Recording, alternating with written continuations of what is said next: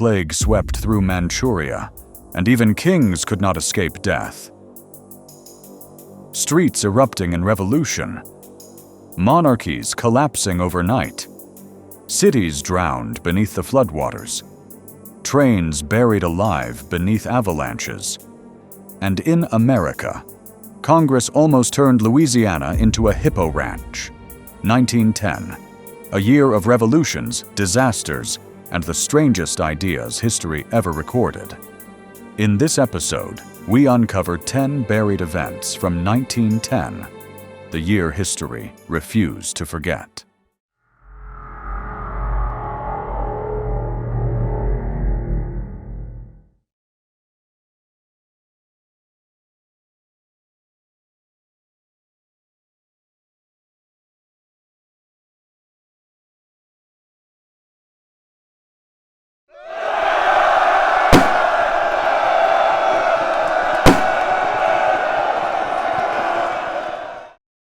On November 20th, 1910, Mexico erupted in flames.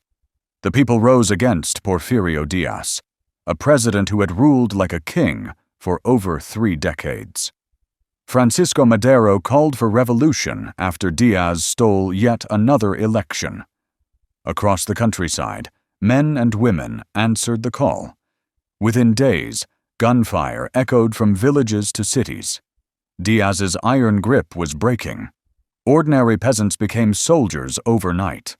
They fought for land, for dignity, for a future their children might see. Railroads were seized. Government buildings set ablaze. The old order was collapsing into smoke and fire. By 1911, Diaz would flee into exile. But the revolution he tried to crush would last a decade and cost 1 million lives. But Mexico was not alone. Across the Atlantic, another throne toppled. In Lisbon, 1910, a monarchy crumbled overnight. My son, the world feels as though it's breaking apart. Today they speak of Portugal, a king in exile. Tomorrow, who knows which crown will fall. On October 5, 1910, Lisbon erupted in chaos. Portugal's centuries-old monarchy stood on the edge of collapse. Workers, students, and soldiers filled the streets, demanding the monarchy's end and a republic to take its place. By dawn, gunfire echoed across Lisbon. The revolution had begun. Royal banners that had flown for generations were ripped down and trampled into the mud. King Manuel II, just 20 years old, escaped through the palace and fled into exile. He would never see his throne again. By nightfall, the Portuguese Republic was proclaimed. One of Europe's oldest monarchies was gone. But while Portugal celebrated freedom, far across Asia a different kind of power surged. As Chinese troops marched into Tibet. My brother, I write in fear. Word has spread. Chinese soldiers are marching into Tibet. They say even the Dalai Lama has fled. What will become of us in these mountains? On February 12, 1910, thousands of Qing soldiers marched into Lhasa. Their goal was clear: to crush Tibetan independence. In Lhasa, fear spread like wildfire. Monks whispered prayers, families hid in their homes, and the city braced for invasion. By nightfall, Qing soldiers entered the city. The streets echoed with boots and rifle butts. The 13th Dalai Lama, Thubten Gyatso, disguised himself and fled into exile in India. Chinese forces seized monasteries, took control of administration, and hoisted their flag above Tibet's capital. Tibet's independence was shattered. The invasion left scars that would echo through the century. But while Tibet was subdued by empire, another nation faced its own upheaval. In Cairo, bullets cut down a prime minister. Breaking report from Cairo. Prime Minister Boutros Ghali has been assassinated. Shots fired outside the ministry. The government shaken. In Cairo, February 20th, 1910, the city buzzed with tension. Prime Minister Boutros Ghali was seen as too close to Britain and a target for nationalists. Boutros Ghali, the first native-born prime minister of modern Egypt, was a symbol of fragile stability in a country under foreign rule. Suddenly, shots rang out. A young nationalist, Ibrahim Nassif al-Wardani, fired his revolver at point-blank range. Crowds scattered in panic. Guards rushed forward as Ghali collapsed onto the stones. Boutros Ghali died within hours. His assassination sent shockwaves through Egypt and the empire that ruled it. For some, Ghali's death was a tragedy. For others, it was a spark. The moment Egyptian nationalism could no longer be contained. And while bullets shook Cairo, another disaster was swelling far away. In Paris, the Seine was rising, and soon the city would drown. Emergency bulletin from Paris. The Seine has breached its banks. Floodwaters are rising through the streets. Citizens are urged to prepare for disaster. On January 21st, 1910, the Seine River burst its banks. At first, Parisians only saw puddles creeping over the cobblestones. But soon, the river spilled into the city. Streets turned into canals, and Paris was swallowed whole. Even the underground railway flooded.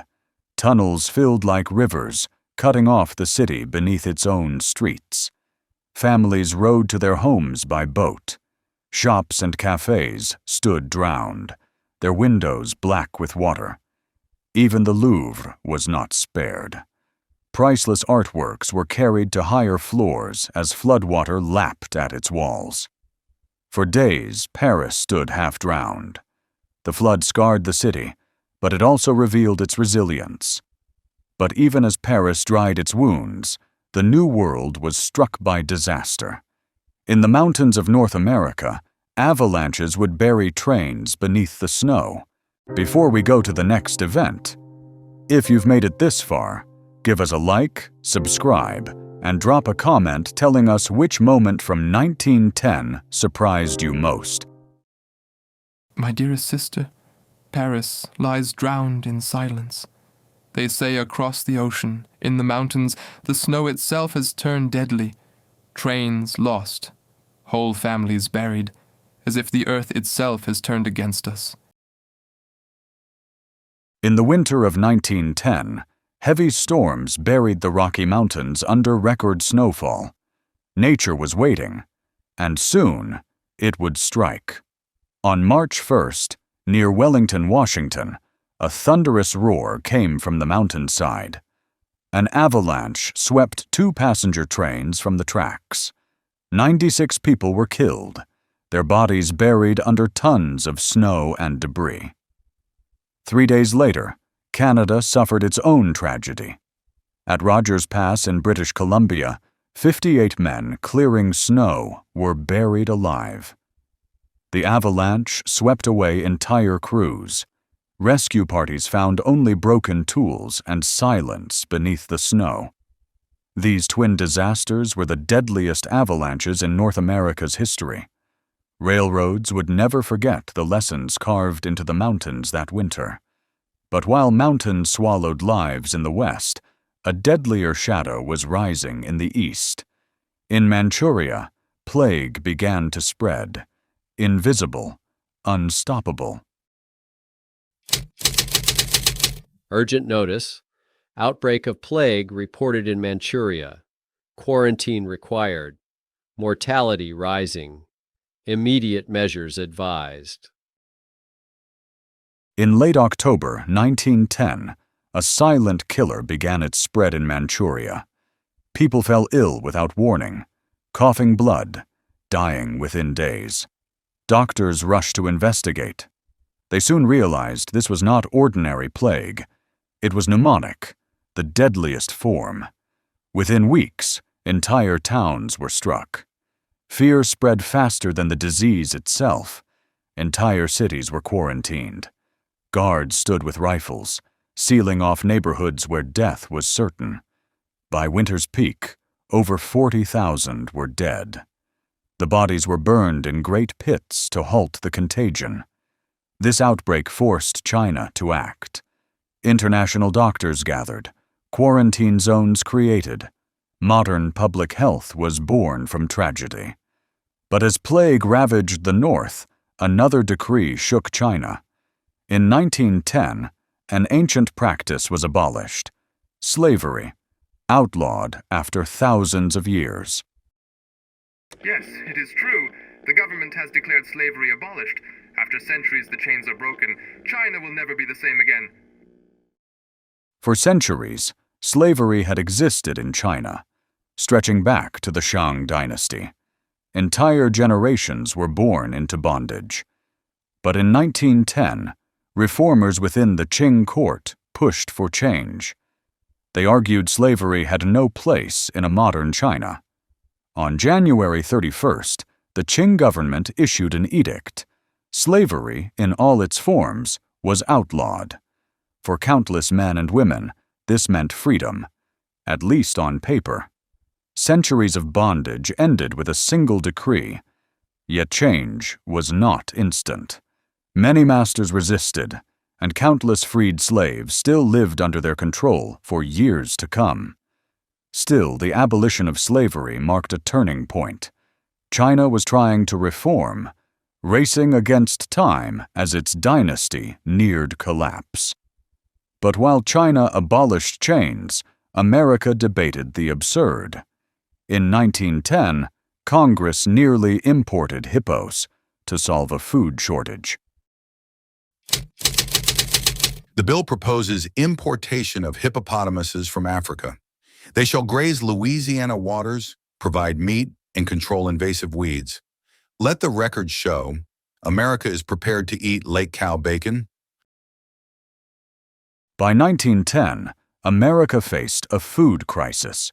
Meat was scarce, prices were soaring, and Congress searched for desperate solutions. In Washington, an extraordinary proposal emerged. Why not import hippopotamuses from Africa and raise them in Louisiana swamps? Supporters claimed hippos would provide cheap meat and devour invasive plants. They called it lake cow bacon. Opponents mocked the plan as madness. Newspapers ran cartoons of farmers chased by angry hippos. In the end, the Hippo bill failed. No herds were ever shipped. The idea vanished as quickly as it appeared. Yet the Hippo bill remains one of the strangest moments in U.S. history, the day America nearly turned its swamps into hippo farms. But 1910 was not only strange, it was a year of breakthroughs, when the world did things for the very first time.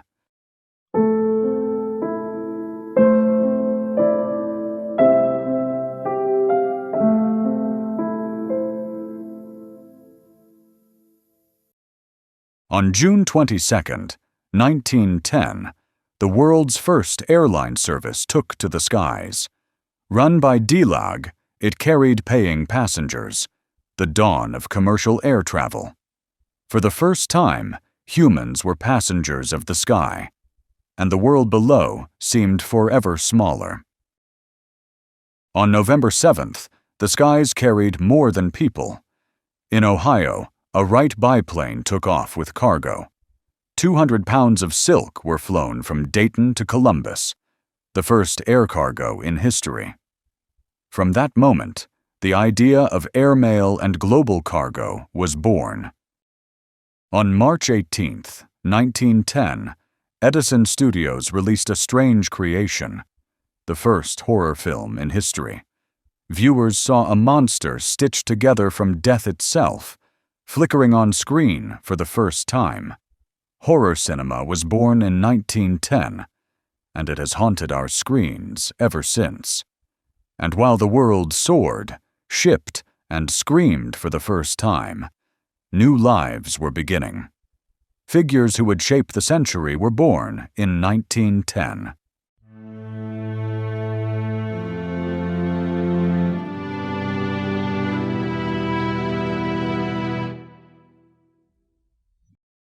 Born on August 26, 1910, in Skopje, Mother Teresa would devote her life to serving the poor of India, becoming a global symbol of compassion and a Nobel Peace Prize laureate.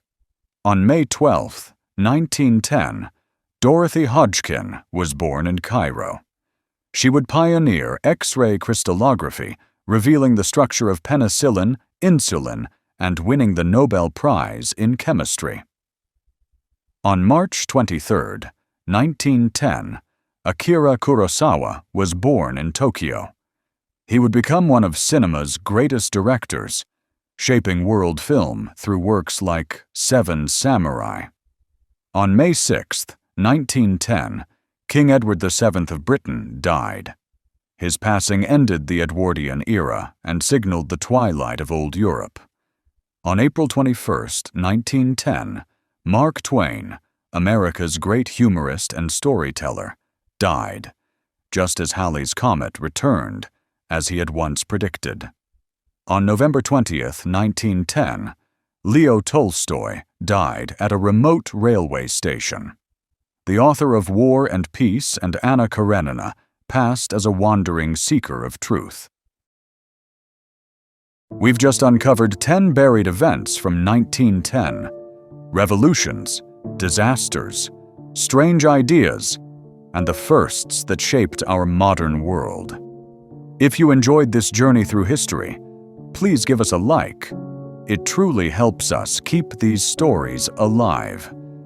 Tell us in the comments which story struck you most: the floods, the revolutions, or the strangest law America almost passed. And don't forget to subscribe so you don't miss next week's episode. 1911, another year filled with untold turning points. If you missed our journey into 1909, click the card on screen now and step back another year with us. We'll see you next week as we uncover 1911. Until then, take care and farewell.